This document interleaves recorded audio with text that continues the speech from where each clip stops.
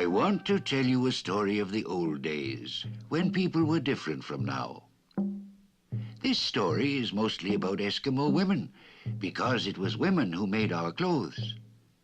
Every Eskimo knows that proper clothes, clothes that will keep us warm even in our harsh winter weather, are just as important as food.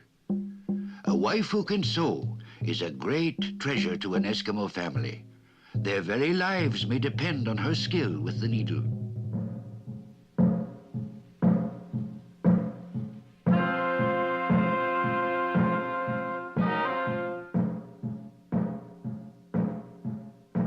How can a man hunt without warm clothes?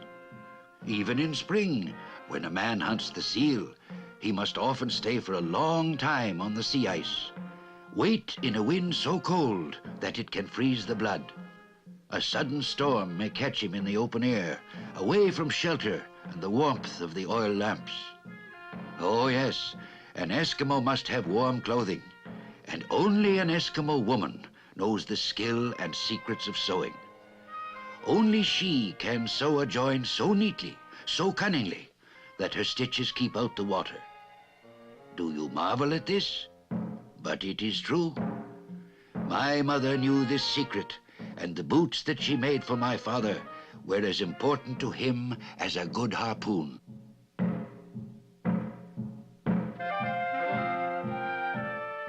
Sealskins were most important to us.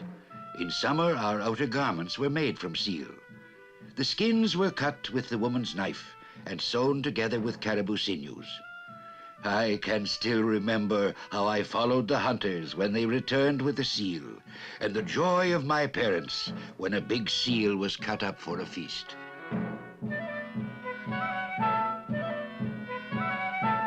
The skin was always carefully dried and then perhaps softened by chewing or rubbing with oil or fat. Then my mother would take the skin and turn it into boots, jackets, or mittens. I gave little thought to these things when I was a child. Only now, in my old age, do I remember my mother's skill and kindness.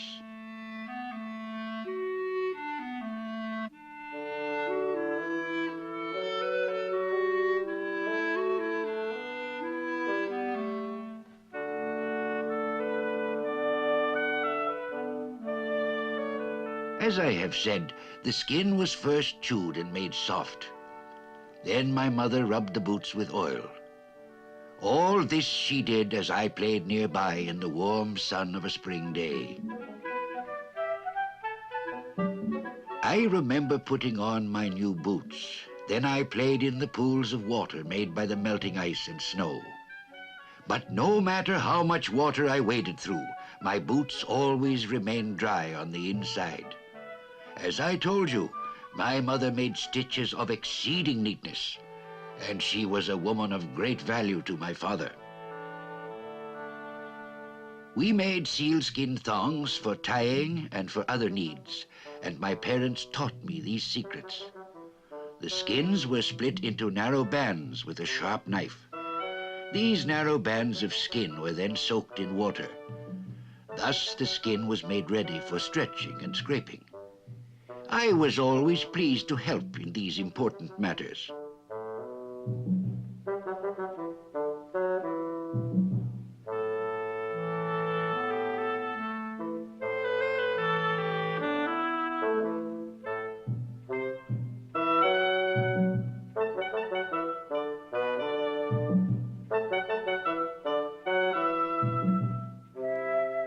I remember watching my parents and marveling at all the things they could do. I learned that the skin of a caribou or a seal could be changed by their hands into thongs for tying or a dog harness. A skin could become clothing or a tent. It could become a kayak, a whip, or a sled. All this I saw when I was young, when the world was new to me, and I was learning the ways of a man and a hunter.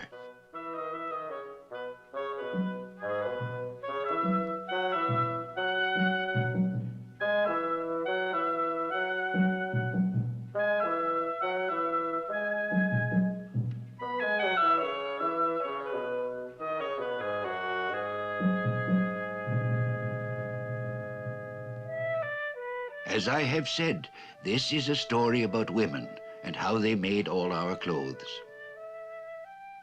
My mother not only made clothes, but she also made the tent we needed for our summer journeys. For this, she used skins of the caribou, and her stitches were neat and strong. I remember playing near my mother as she worked, and I remember hearing her soft voice as she sang. These memories are very clear to me, for it was I who helped with the tent raising, and thus obeyed the wishes of my father.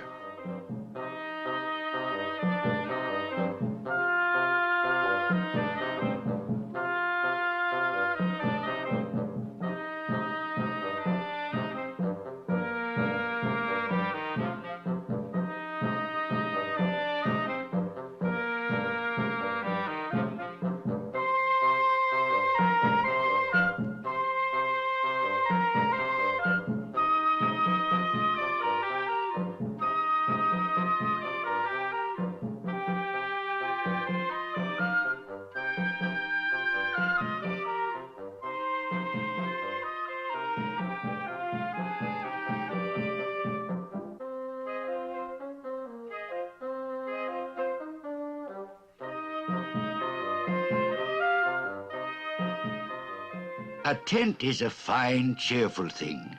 A tent means summer, the spearing of fish, the hunting of animals. We cooked birds in a pot over a fire while our pack dogs lay yawning in the sun, sniffing the scent of food. Our tent was a summer home for us, a home to live in beside the water of lake or sea.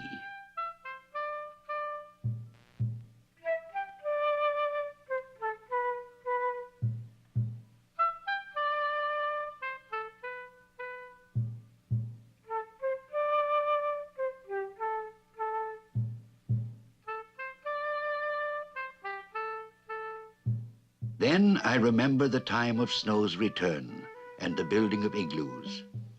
Once again, the season of warm skins, when the spear of my father worked hard for us. My memories are the memories of a child, but I see them now as an old man. I am thankful for the memory of my parents and the cleverness of a woman's needle.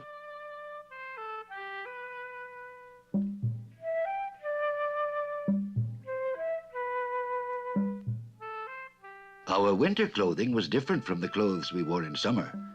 In summer, the outer garment is made from sealskin, but in winter, our jackets were made from caribou. Our boots were made from sealskin and were tied firmly around the leg by a string or thong. I remember the carefree life of a child, playing alone or with other children. To leave the igloo and play outside, even in the coldest weather, was made possible only by the clothes we wore, clothes carefully made by the skill of my mother.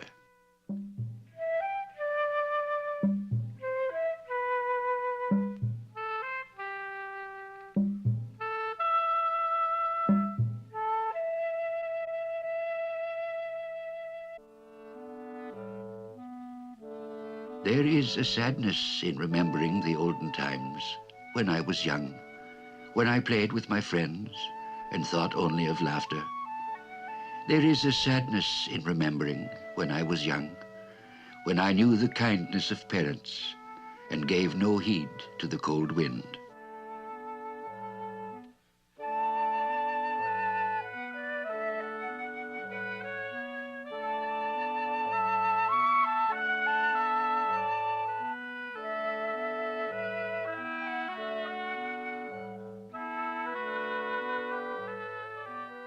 There is joy in remembering those other times when the snow was a friend, when I played on the hills, rejoicing that the long darkness was gone.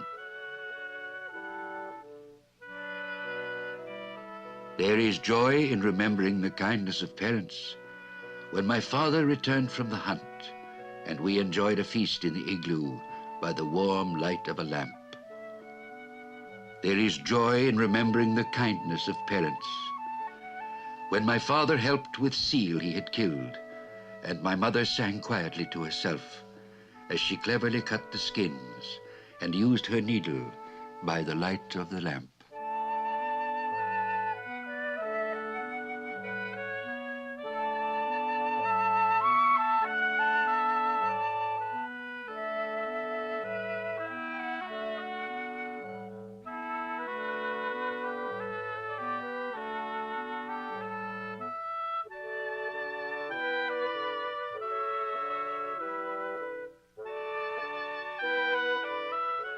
Thus sang my mother.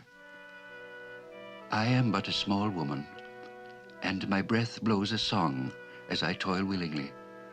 I am willing and happy to work, and in my eagerness to be of use, I sew with this needle.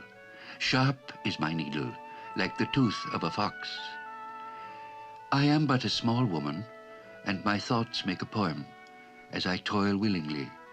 I am willing and happy to work, and in my eagerness to please you, to make this garment, I sew with my needle and cut with this sharp knife. And the knife is sharp, like the bite of a wolf.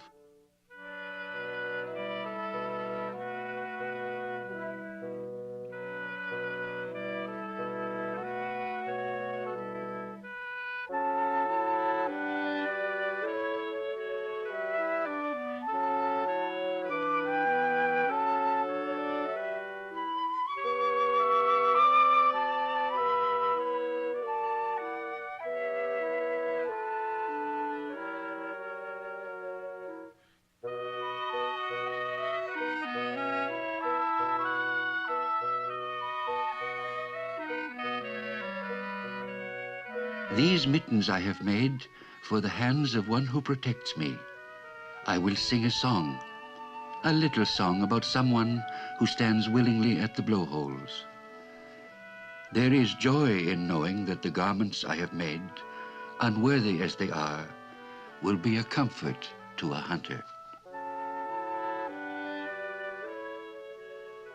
The bitter cold wind strives in vain against his garments, the garments that I made so clumsily. I am but a small woman, but I toil willingly. I am eager to be of use to him who stands patiently at the blowholes.